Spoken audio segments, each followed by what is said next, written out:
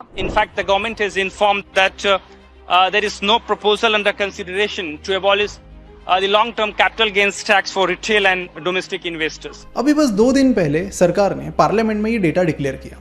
सरकार ने LTCG यानी long term capital gain tax से जो कलेक्शन पाया है उसमें काफ़ी ज़्यादा इजाफा हुआ है। पिछले फाइनेंशियल ईयर में वो 72,000 करोड़ था, इस फाइनेंशियल ईयर में वो चला गया 1.29 लाख करोड़। मतलब अगर आपको जानकारी के लिए बता दूं कि ये जो डेटा है LTCG टैक्स कलेक्शन का, ये 2020 से पहले ऑन एन एवरेज 20-25 हज़ार करोड़ हुआ करता था। आज ये सीधा 1.25 लाख करोड़ के ऊपर चला गया है। अब ये डेटा देखकर आप में से कुछ लोग शायद खुश भी हो जाए कि चलो काफ़ी ज़्यादा हम टैक्स कलेक्ट कर रहे हैं, गुड फॉर द इकोनॉमी। लेकिन वो बताने से पहले मैं आपको कुछ और डेटा पॉइंट्स बताना चाहता हूँ बिफोर यू कंक्लूड, जिससे आपको ये भी पता चल जाएगा कि क्यों इंडियन मार्केट आगे नहीं बढ़ रहा है।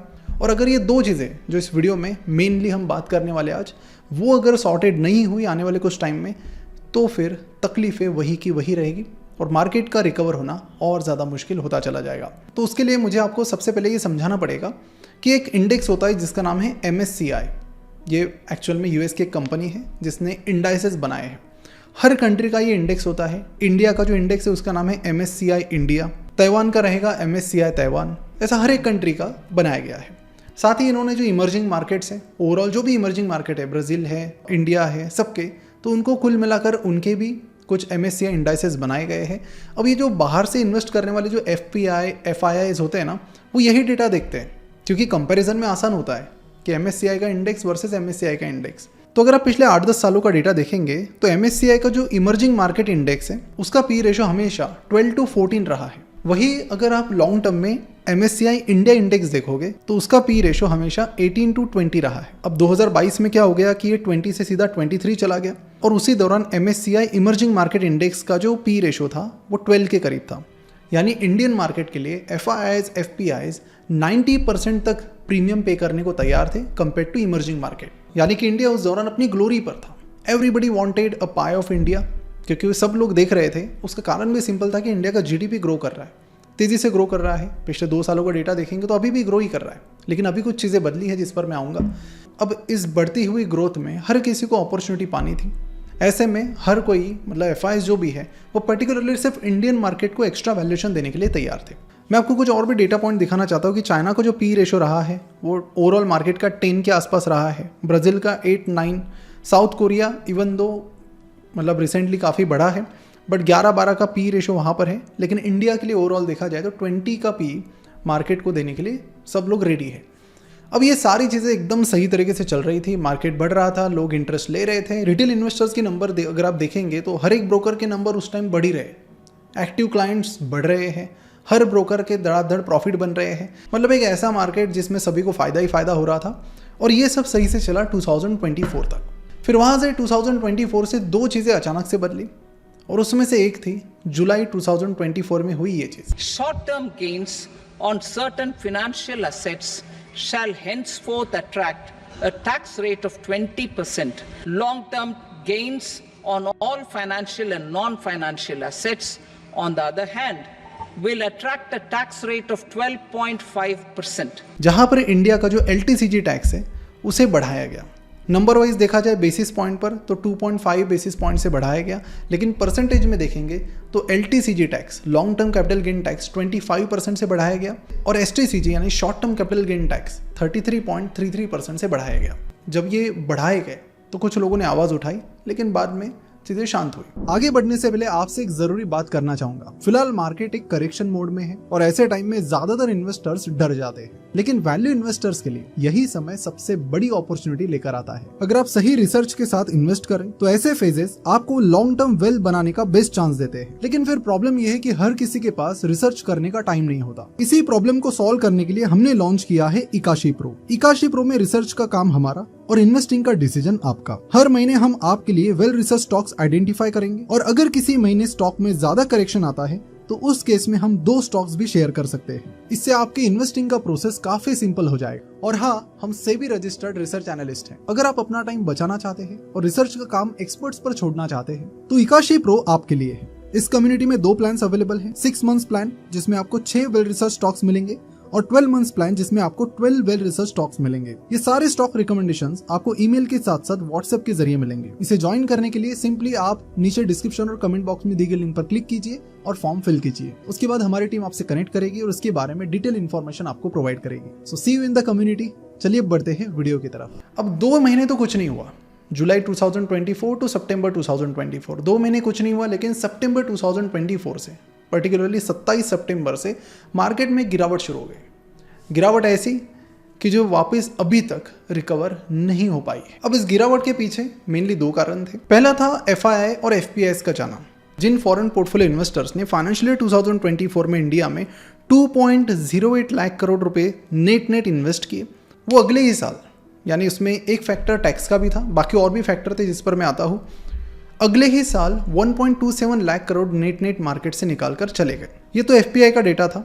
अगर फॉरेन इंस्टीट्यूशनल इन्वेस्टर्स यानी FI का डेटा देखें, जिनकी आजकल ज़्यादा बातें नहीं हो रही है, तो उनका मैं कुछ रिसेंट डेटा लेकर आया हूँ। अगर आप यहाँ पर देखेंगे तो ये जनवरी मंथ है और जनवरी मंथ से आज तक FIs ने नेट पैसा डाला ही नहीं इंडियन मार्केट में। हर महीने निकाल ही रहे। जैन में इन्होंने 41,000 करोड़ निकाले, फिर थोड़ा कम, फिर और ज़्यादा, फिर कम, और 50, 60, 70 हज़ार करोड़ रुपए तो ये यूँ निकाल रहे हैं। और इस महीने का भी जो अभी तक का डेटा है वो भी यही बताता है कि इस महीने में भी नेट FIs निकलते ही जा रहे हैं। अब मैं आपको आगे बताऊंगा कि क्यों ये बहुत ज़्यादा इंपॉर्टेंट है इंडियन मार्केट के लिए FIs। अब यहाँ पर अगर ये गिरावट और भी ज़्यादा हो सकती थी एक्चुअल में, लेकिन यहाँ पर साइड में आप देख सकते हो DII नेट परचेस, जहाँ पर डोमेस्टिक इंस्टीट्यूशनल इन्वेस्टर ताकत से यहाँ पर खरीद रहे हैं।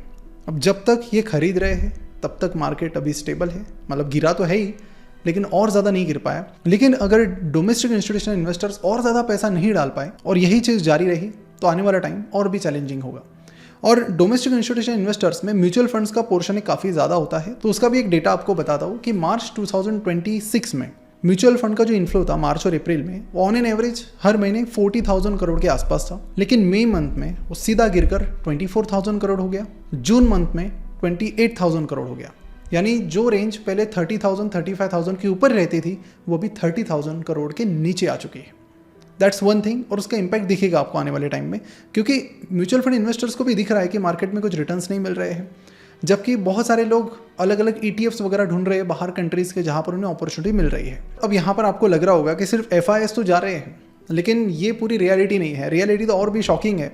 जो रिटेल इन्वेस्टर्स 2020 के बाद मार्केट पर टूट पड़े थे, और उनका प्रेजेंस अच्छा खासा था ही उससे पहले भी मार्केट में, लेकिन 2020 के बाद और ज़्यादा बढ़ गया उनका। अगर आप अभी का डेटा देखोगे तो सितंबर 2024 के बाद उनका फ्लो कम हो गया, और रिसेंट डेटा देखोगे तो ये और भी तेज़ी से कम हो रहा है। मतलब रिकवर होने की बात तो आप बाजू में छोड़ दो, उल्टा चीज़ों को ये और ज़्यादा ख़राब करते जा रहे हैं। मैं लास्ट मंथ का डेटा देखा तो पिछले 1 महीने में 50,000 एक्टिव ट्रेडर्स मतलब जिन्होंने साल में एटलीस्ट एक ट्रेड मारा है, वो लोग मार्केट छोड़कर चले गए। और ये डेटा मैं फाइनेंशियल ईयर 2026 का आपके सामने रखूँ, so that number is 35 lakh, 35 lakh. Already India में पेनिट्रेशन है ही कहाँ पे, very few people invest in stock market, उसमें से भी 35 लाख ये नंबर। अभी ब्रोकिंग इंडस्ट्री में हम काम करते हैं तो हम देखते हैं कि सारे ब्रोकर्स क्या कर रहे हैं।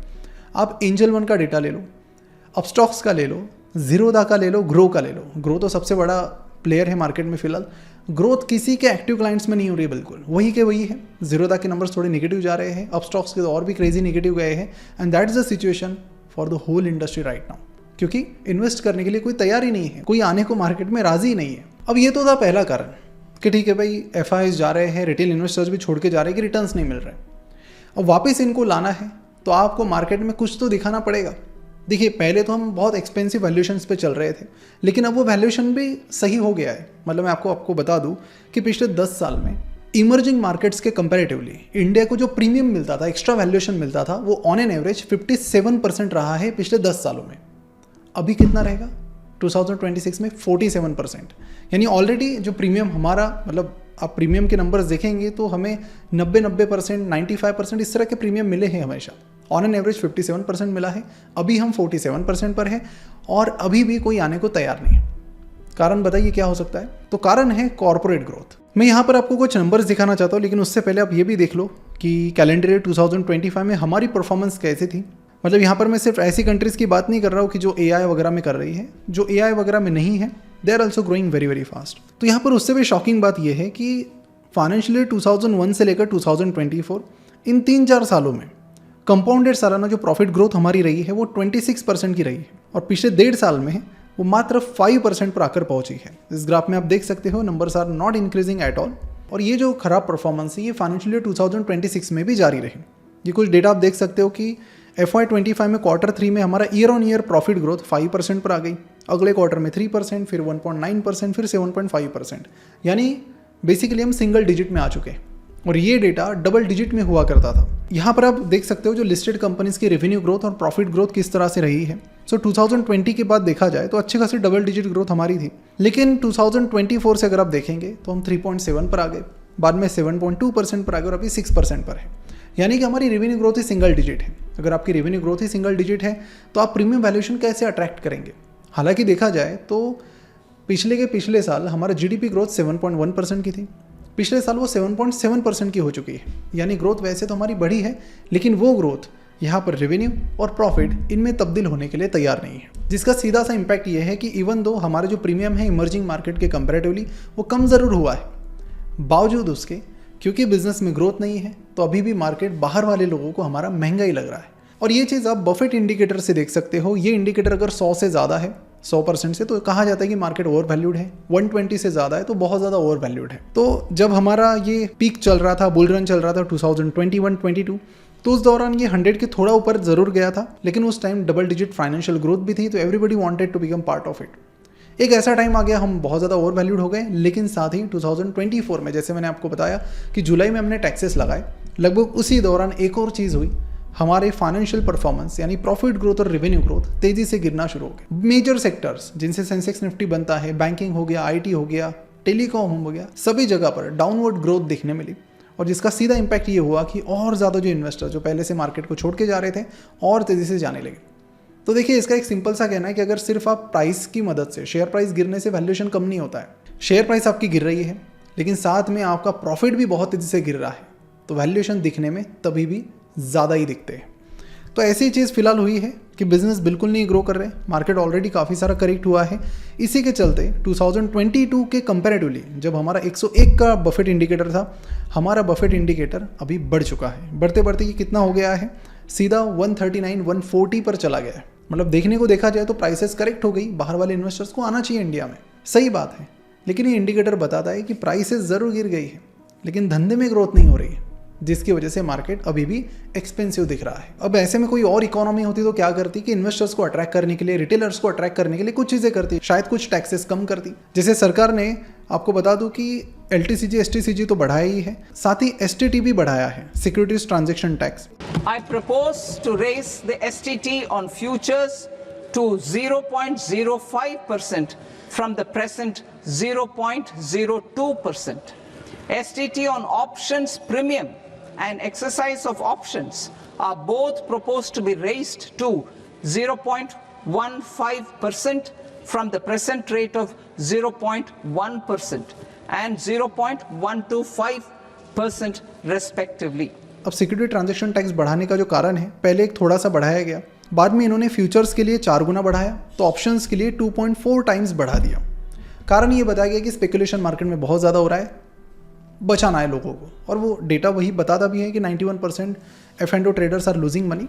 बट यहाँ पर एक और एंगल भी इस चीज़ का कि फ्यूचर्स एंड ऑप्शंस एक्चुअली बनाए गए हेजिंग के लिए।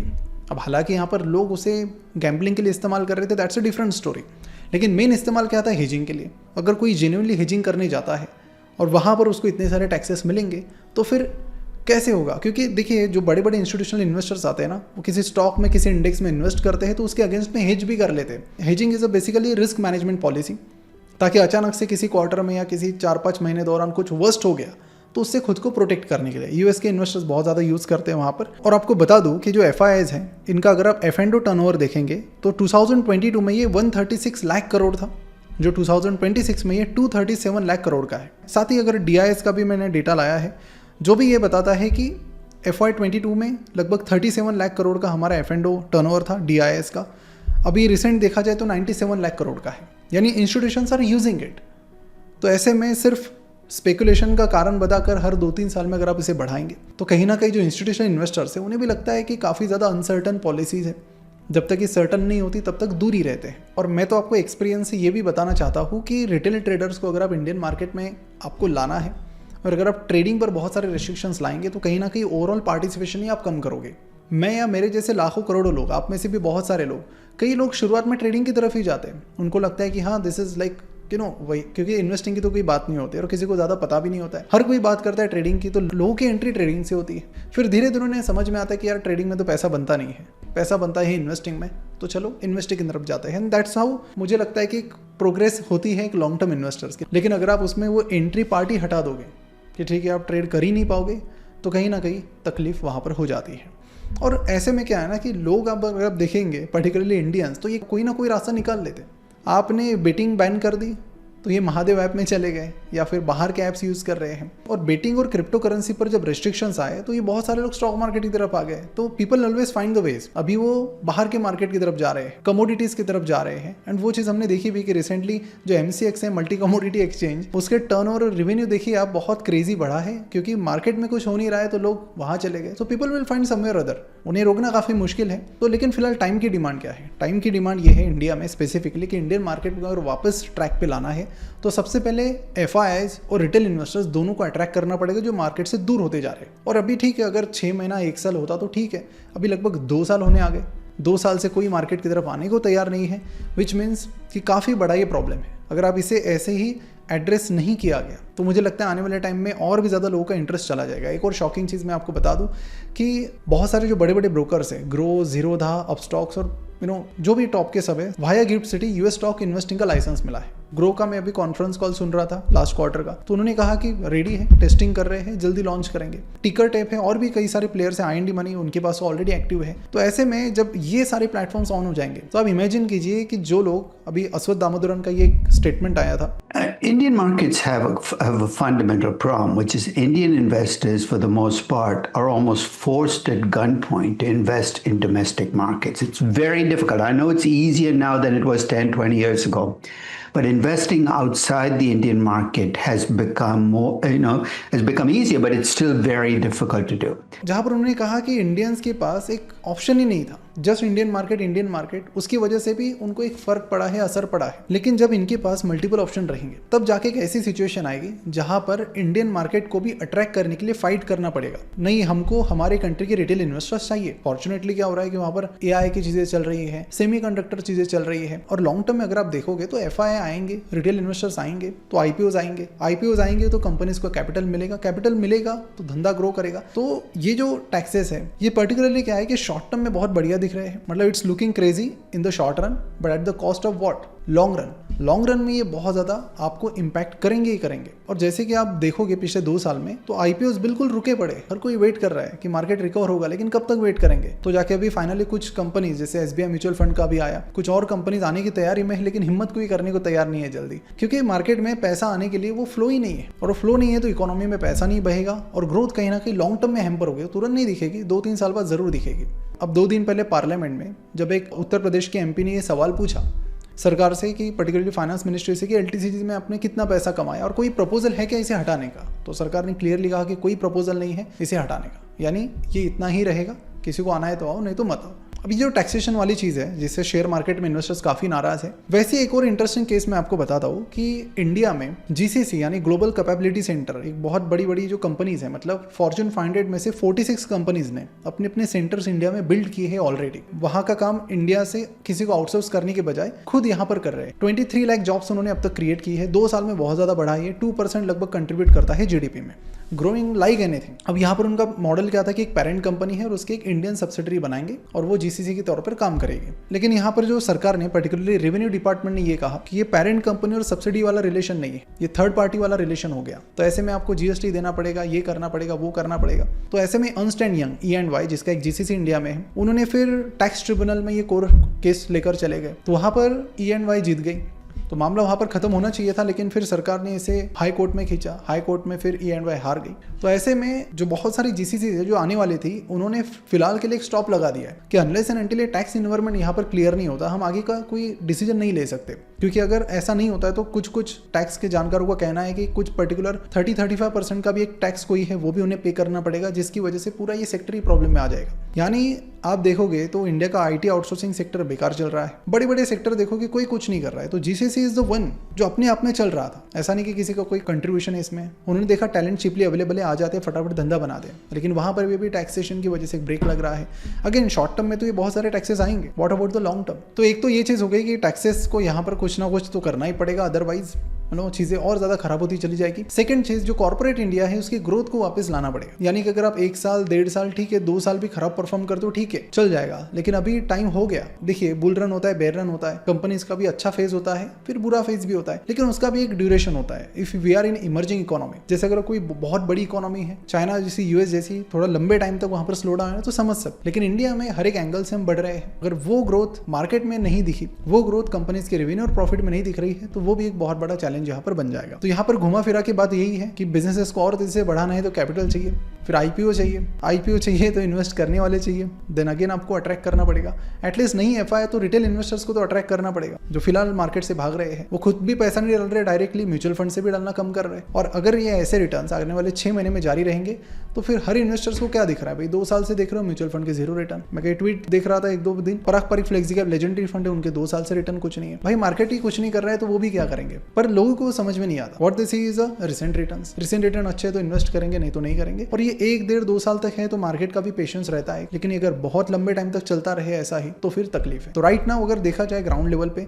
रियलिटी ये है कि businesses are struggling to grow, मतलब क्योंकि लोग इन्वेस्ट ही नहीं कर रहे हैं, पहली बात। क्योंकि देखिए जब भी मार्केट डाउन भी रहता है तो मार्केट में कई बार कुछ ना कुछ ऐसे सेक्टर्स होते हैं जहां पर पैसा बन रहा होता है, जो ग्रो कर रहे होते हैं, तो वहां पर एटलीस्ट लोग जाते हैं। लेकिन इस बार ऐसा हो रहा है कि हर जगह लोगों ने पैसा डालकर देख लिया, कुछ हो नहीं रहा है, तो many of them are exiting. अगर यही एग्जिट जारी रही तो आप देखो, आप स्टॉक ब्रोकर से नंबर बिल्कुल फ्लैट है, म्यूचुअल फंड्स के नंबर भी फ्लैट होने शुरू हो गए। SBI म्यूचुअल फंड ने तो IPO लाया जब ऑलरेडी उनका बिजनेस स्लो डाउन की तरफ जाएगा, क्योंकि मार्केट में इन्वेस्ट करने वालों की संख्या या फिर इन्वेस्ट करने वालों की अमाउंट, लमसम अमाउंट में तो बहुत ज्यादा डिक्रीज हुई है। तो इसे कहीं ना कहीं रोकने की जरूरत है। अगर एक प्रॉपर पॉलिसी हो तो ये रोका भी जा सकता है, लेकिन उसके लिए कुछ डिसीजंस लेनी पड़ेगी। अब दूसरी चीज, पिछला अगर 20 साल का आप डेटा देखोगे तो इंडिया के मेन इंडाइसेस निफ्टी, सेंसेक्स, इन्हें अगर किसी ने ऊपर खींचा है, हमें जो प्रीमियम मिला है वो BFSI इंडस्ट्री की वजह से बहुत ज्यादा मिला है। बैंकिंग, फाइनेंशियल सर्विसेज, इंश्योरेंस, ये एक सेक्टर है जो काफी मतलब क्लोज टू 30-35% कंट्रीब्यूट करता है सेंसेक्स निफ्टी में।